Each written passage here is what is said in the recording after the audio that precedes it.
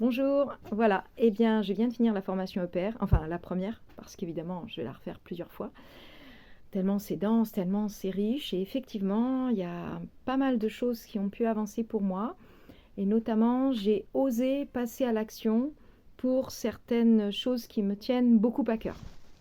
Et j'ai donc réalisé un petit dossier pour l'éducation nationale, hein. Ça fait 30 ans que je suis dans l'éducation nationale, j'ai enseigné aussi bien en maternelle, en primaire qu'en lycée. Et je trouve que les savoir-être, l'attitude est la base des savoirs. C'est-à-dire que pour moi, on devrait commencer par travailler sur les savoir-être, exactement comme en maternelle, l'attitude, la posture, la motivation, etc. Puis les savoir-faire, la méthodologie, et enfin, et en dernier lieu, les savoirs savants, pour que justement ils puissent être assimilés de façon durable, efficace. Comme notre ministre a fait un appel à idées, j'ai rédigé ce petit mémoire.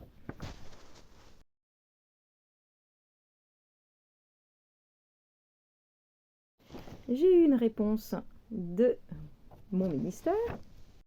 Je vais vous faire découvrir les 4 parties de ce document. Une première partie simplement avec quelques éléments préalables de lecture, de façon à être un petit peu familiarisé avec les différents acronymes et bien rappeler que c'est simplement une base de travail, c'est un travail préparatoire, c'est une base de travail en vue de construire quelque chose avec tous les partenaires de l'équipe éducative, de la maternelle jusqu'au post-bac, depuis l'infirmière scolaire jusqu'au chef d'établissement, la personne qui va aider l'enfant qui est handicapé, ou bien l'institutrice, hein, tous les partenaires de la communauté éducative. Et puis ensuite, j'ai réalisé un schéma pour montrer que les savoir-être, la posture, est un élément qui peut être construit loin des craintes de dérives sectaires ou de manipulation, car on a déjà toute une structure qui est existante, nous, en France, dans le monde du travail. Notamment, je vais citer l'ANACT, hein, l'Agence nationale de l'amélioration des conditions de travail. Enfin, dans le document, je cite plusieurs structures ou plusieurs démarches ou documents, notamment dans l'armée avec l'ORFA, l'organisation des ressources l'optimisation des ressources des forces armées, et en fait des éléments qui sont très concrets, qui existent déjà et sur lesquels l'éducation nationale pourrait se baser afin de construire sa propre façon d'aborder les savoir-être qui, pour moi, sont essentiels pour pouvoir ensuite aborder la méthodologie et enfin les savoirs savants. Non pas procéder comme on procède aujourd'hui, c'est-à-dire, hormis en maternelle, il faut être honnête, en maternelle, on se base sur les savoir-être pour commencer. Primaire, c'est un peu un mixte des deux. Arrivé au collège, c'est essentiellement du savoir savant, c'est-à-dire des connaissances, des connaissances, des connaissances, alors que les élèves n'ont pas donné de sens à cet apprentissage, n'ont pas la motivation. Autrement dit, ce sont des heures qui ne servent quasiment à rien. Et parce que quelqu'un qui ne sait pas pourquoi il veut apprendre, il n'apprendra pas. Ça ne sert à rien. Le cerveau, il ne va pas se mettre en route pour quelque chose qui n'a pas de sens. Ça, c'est une base fondamentale. Donc, un schéma généraliste pour présenter tout ce qui existe déjà et sur lequel on va pouvoir s'appuyer de façon à pouvoir structurer ses savoir-être de façon relativement rapide, très efficace et à moyen constant, sans forcément aller mettre des 1000 et des 100. En revanche, en optimisant ce qui existe déjà.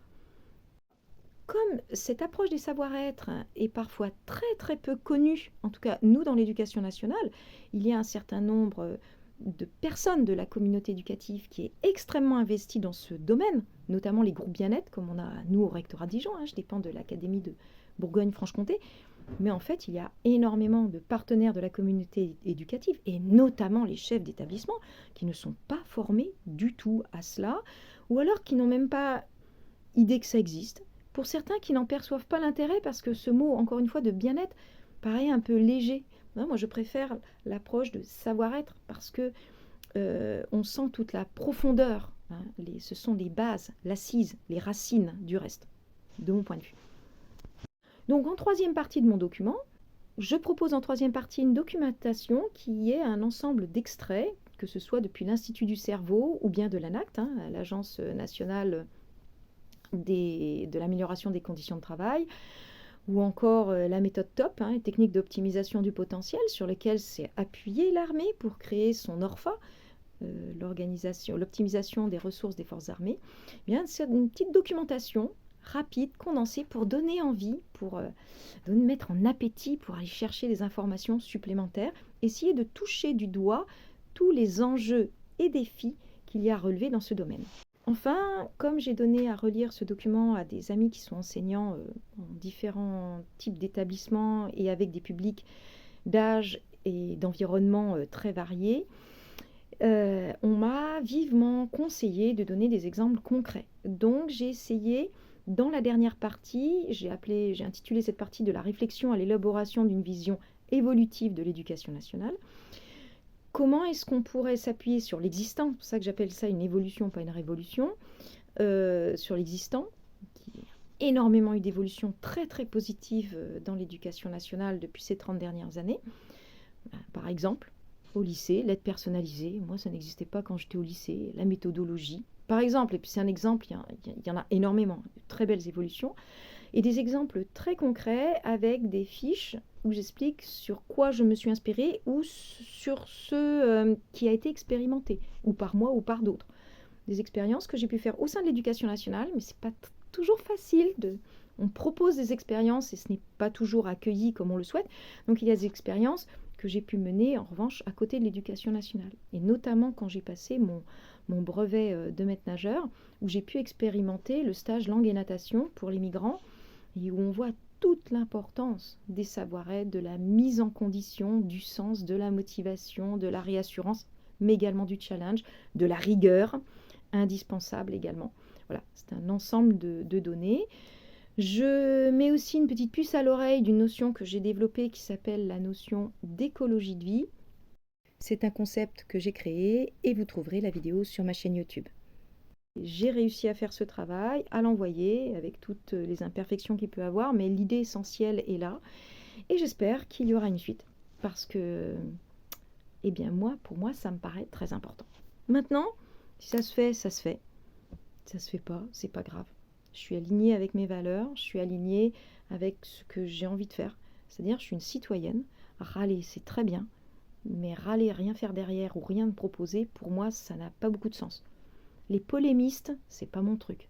Faire de la polémique pour de la polémique, ça ne m'intéresse pas. Ce qui m'intéresse, c'est de voir le terrain, regarder, observer, analyser, fédérer les observations, fédérer les moyens et construire des solutions. Et des solutions, il y en a des tonnes. Voilà, c'était le projet dont je voulais vous parler, c'est-à-dire la proposition de structuration des savoir-être au sein de l'éducation nationale. Au revoir.